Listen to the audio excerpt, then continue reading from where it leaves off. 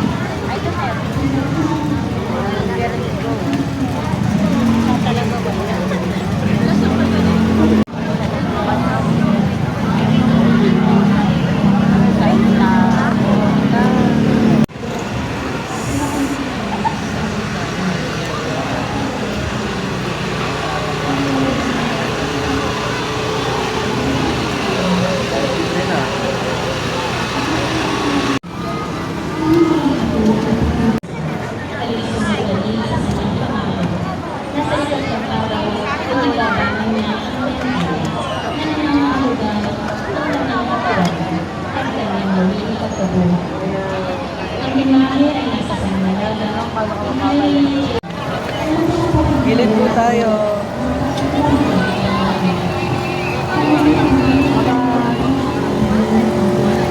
Tila binangiwalan niya ito at dumating sa Betania noong si Lazaro ay mabubuhay. At sino mang nabubuhay at sumasampalataya sa akin ay hindi mamamatay kailanman. Naniniwala ka ba dito noon? Naniniwala po akong kayo ang Kristo, ang anak ng Diyos, na inaasahang darating sa sanlibutan. Iniyakan ni Jesus ang pangyayari araw bago ang pista ng Paskwa. Dito ay binungusan ni Maria kapatid ni na Lazaro at Marta, nang mamahaling pabangong nardo ang paanan ni Jesus at pinunasan ito ng kanyang buhok. Isang simbolo sumabay sa kanila si Jesus, subalit hindi nila siya nakilala. Habang sila'y naglalakad, ipinaliwanag ni Jesus ang lahat ng nasusulat sa kasulatan tungkol sa kanya, simula sa mga aklat ni Moises hanggang sa mga sinulat ng mga propeta. Cuza. Si Santa Juana ay asawa ni Cuza, katiwala ng asawa ni Herodes. Bilang asawa ng isang taong may katungkulan, inaasahan siyang makihalubilo sa mga makapangyarihan sa palasyo ni Herodes. Ang pagsunod sa mga kaugalang Hudyo ay isa sa mga paraan. Pinalayas ni Jesus ang 7 demonyo mula sa kanya.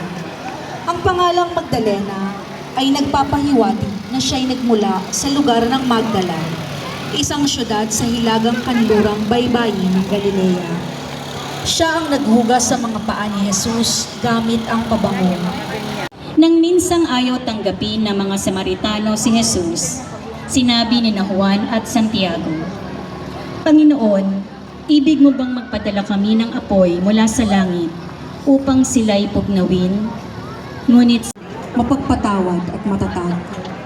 Hindi malirip ng tao ang mga nararamdamang hirap at hinagpis ng birheng nangungulila dahil sa pagpanaw ng kanyang kaisa-isang anak.